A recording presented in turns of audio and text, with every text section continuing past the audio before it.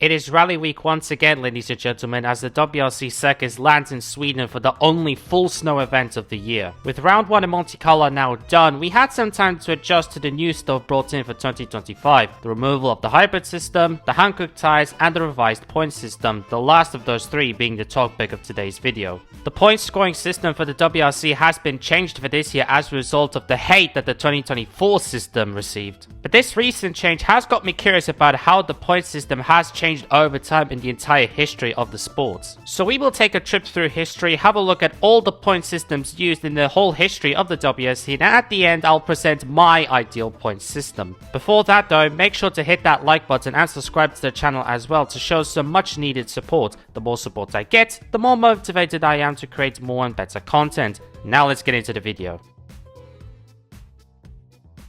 The first season of the World Rally Championship was in 1973, and the point system from then until 78 was this. The top 10 finishers score points, 20 for the winner, 15 for second, 12 for third, and so on down to 1 point for 10th. Two things to note here. Firstly, from 73 to 78 there was no official Drivers' Championship in this period, there was only a Manufacturers' Championship. And secondly, scoring was given for the highest placing entry for each manufacturer. So for example, if a manufacturer places 2nd, 5th and 8th in a rally, they would only get the points scored by the 2nd place entry. However, the manufacturer would still gain an advantage in scoring points from its other entries, as the points for the 5th and 8th place finishers would be denied for other entries. Also, only the best 7 results counted towards the final standings, meaning the teams can afford to have 1 or 2 bad results. A system with many pluses and minuses, but this was just the start, and the WRC would see a significant addition to the championship before the end of the 70s. 1979 would see one big addition to the WRC. The amount of points offered and how the manufacturers score points remained unchanged, however for this season the Drivers' Championship would be introduced for the first time. The points offered for the drivers was the same as the manufacturers, and just like the Manufacturers' Championship, only the best 7 results counted towards the final standings. This means that drivers and teams can afford to have 1 or 2 bad results, and they can even afford to skip 1 or 2 rounds entirely, especially with the fact that the calendar was getting bigger and bigger over time. The addition of the Drivers' Championship was a very significant one, and a lot of people consider that to be more important than the Manufacturers' Championship.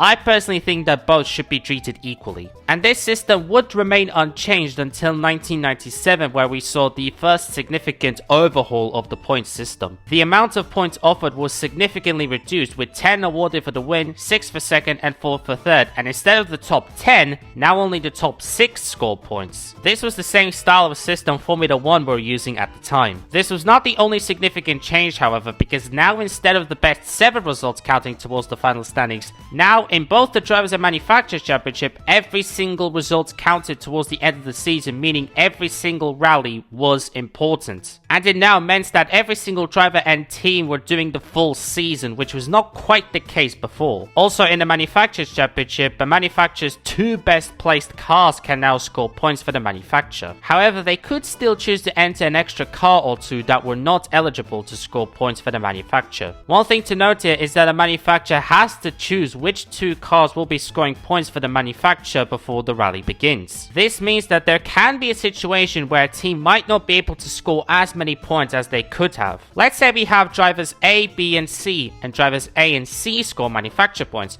Okay, now let's assume that driver B finishes ahead of both driver A and C in a rally. So driver B wins the rally, driver A is 3rd and driver C is 5th. Then in this case, the manufacturer will only get the points awarded for P3 and P5, despite one of their cars winning the rally. Allowing 2 cars to score manufacturer points certainly makes it more interesting, but the fact that the teams have to nominate the scorers before each rally can easily be a negative if their highest placed driver isn't eligible to get team points in a rally. In 2002, the point system would see another overhaul, though not as big as the one in 1997, with the only significant change being that a few more points were offered, and now the top 8 finishers can score points rather than the top 6. This change encouraged more teams and drivers to score points and made the championship more competitive. Apart from this, everything else stayed the same. For 2010, the system would change again, and this one is starting to resemble the one that we are seeing right now in 2025. The amount of points offered would increase again, with 20 25 given to the winner, 18 for second, 15 for third, and so on, and now the top 10 finishers are able to score points, which will make the competition even more exciting. And the manufacturer point eligibility will see a change again. Now teams can nominate 3 drivers to be eligible to score manufacturer points, and the points scored by the 2 highest placed of those 3 will go towards the final standings. And in 2011, the power stage points were introduced, where the top 5 drivers on the final stage of the rally will score extra bonus points that will go towards the final standings. This would add another element of excitement to the WRC, and this would be the system the sport would run with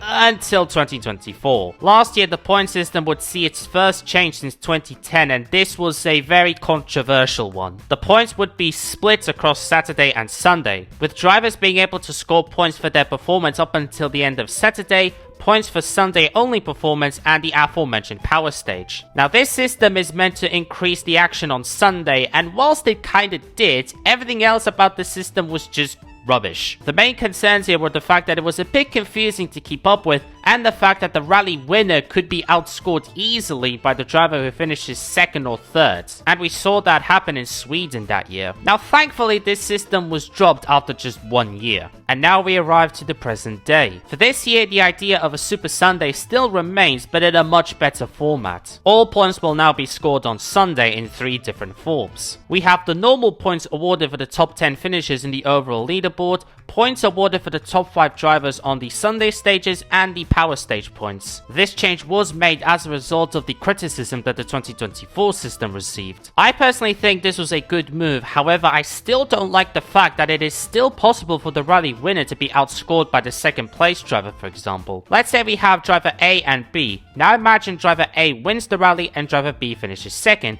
If driver B is fastest on the Sunday stages and the power stage, and driver A is outside the top 5 in both, driver B will outscore driver A, and that is the main issue I have still with this system. So what would I do here? To be honest, in general, I almost have no issues with the current system. The only thing I would change is either remove the Super Sunday or power stage points to reduce or eliminate the chance of the rally winner being outscored. Other than that, the rest of the points system and the manufacturer point scoring eligibility rules I don't really have any issues with right now. So that was a rundown of the history of the WRC points system. I hope you enjoyed this one, and if you did, make sure to hit that like button and subscribe to the channel as well to show some extra support. Also make sure to hit that bell button to be notified of future videos. As this video is being uploaded, the Friday stages in Rally Sweden are already underway, so I'm gonna leave it here.